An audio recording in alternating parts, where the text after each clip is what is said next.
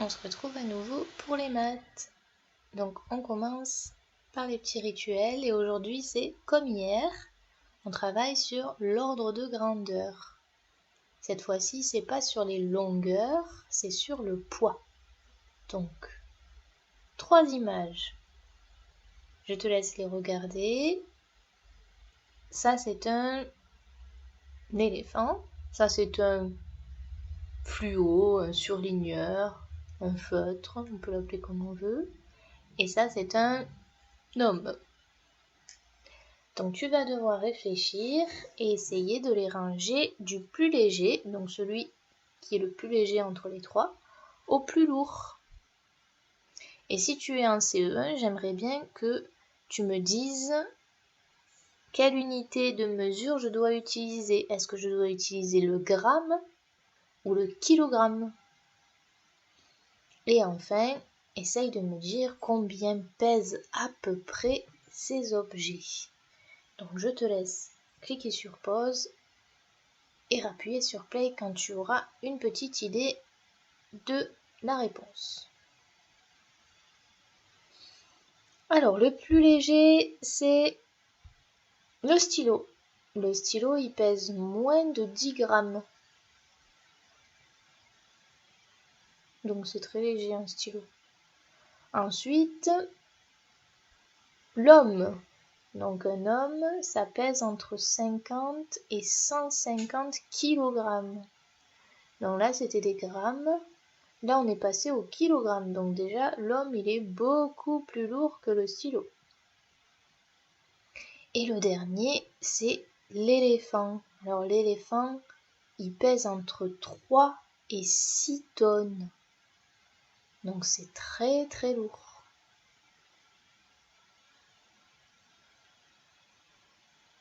Ça fait entre 3000 et 6000 kilos. Allez, on passe au calcul mental. Et aujourd'hui, c'est un chronomètre. Donc, tu peux aller récupérer la fiche de chronomètre sur le Padlet et te chronométrer pour faire les calculs. Ensuite, on pourra passer aux apprentissages. Donc, aujourd'hui, il s'agit de problèmes. Donc, ici, à gauche, le problème pour les CP. À droite, le problème pour les CE1. Donc je te laisse lire ce problème, que tu sois en CP ou en CE1, et essayer de répondre à la question. Une fois que tu auras fait ça, donc tu peux faire ça sur une feuille de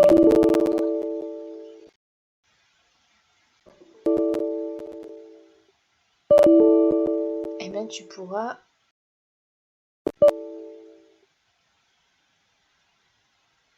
appuyer sur play pour pouvoir avoir la correction. Donc, on commence par corriger le problème des CP. Pour l'école, la directrice commande les cahiers pour les classes. Il faut 74 cahiers bleus. Les cahiers sont vendus en paquets de 10, donc là on a les paquets de 10, ou par paquet de 2, là on a les paquets de 2. Combien faut-il de paquets de chaque sorte pour pouvoir avoir 74 cahiers bleus? Donc déjà on prend un paquet de 10. 10. Encore un. 20. Encore un. 30. Encore un. 40. Encore un. 50. Encore un. 60.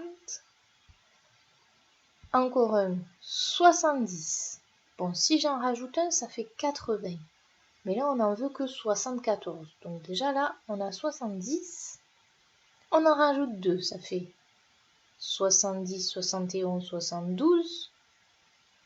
Encore 2. 72, 73, 74. Donc, si on compte, il nous faut 1, 2, 3, 4, 6, 7 paquets de 10 et 2 paquets de 2 pour faire 74 cahiers. Donc j'espère que tu avais trouvé la bonne réponse. 7 paquets de 10 et 2 paquets de 2 cahiers. On passe à la correction du problème des CE1. J'ai 28 € pour acheter un hélicoptère radiocommandé qui coûte 74 €. Combien me manque-t-il? Donc moi j'ai 28 €, donc ça c'est moi. J'ai 20, 25, 26, 27, 28 €. Et je veux acheter cet hélicoptère qui coûte 74 €. Déjà, qu'est-ce que je peux faire pour savoir combien il me manque? J'ai 28, il me faut 74. En fait, il faut que je sache quelle est la différence entre 28 et 74. Pour calculer une différence, il faut utiliser la soustraction. Donc 74 moins 28 égale... Alors il va falloir poser cette soustraction. Donc normalement, on a déjà un petit peu appris à faire les soustractions. Mais cette fois-ci, attention, il va y avoir des retenues, comme dans l'addition. Donc, je vais te laisser regarder la petite vidéo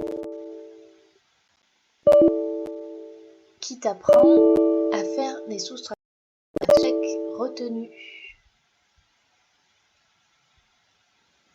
Leçon. Poser et calculer une soustraction avec retenue. On va calculer 74 moins 28. Je pose la soustraction. En alignant bien les chiffres, je mets le signe de la soustraction, je mets le trait de l'opération. Dans une soustraction, je commence par m'occuper des unités. Je dois faire 4 moins 8. Mais je ne sais pas faire 4 moins 8. Si j'ai 4 unités, je ne peux pas en retirer 8. Vérifions cela. 74 peut se représenter sous la forme de 7 dizaines et 4 unités. Je vois bien que je ne peux pas retirer 8 unités comme ça. Pour pouvoir le faire, je vais écrire 74 d'une autre façon. Je vais utiliser une des dizaines de 74. Cette dizaine, je vais la transformer en 10 petits cubes. Cela va me permettre de retirer 8 cubes. Il faut que je symbolise cette nouvelle écriture sur mon opération. J'ai donc cassé une dizaine, je n'en ai plus 7. Cette dizaine, je l'ai prise, je l'ai mise avec mes unités, et il me reste donc 6 dizaines entières. Je peux donc, aux 14 unités que j'ai en bleu, en retirer 8.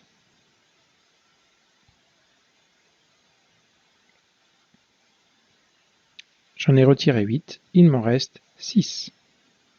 Maintenant, je dois procéder à la soustraction des dizaines. J'en ai 6, je veux en retirer 2. En voilà une de moins, je retire l'autre. Il me reste donc 6 moins 2 est égal à 4. Donc 74 moins 28 est égal à 46. Donc, la réponse à notre problème, combien me manque-t-il d'argent? 74 moins 28 €, ça fait 46 €. Donc il me manque 46 €.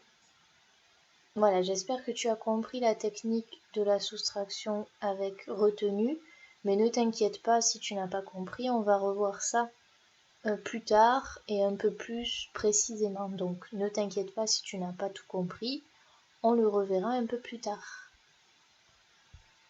Et on a fini pour aujourd'hui. Bravo à toi!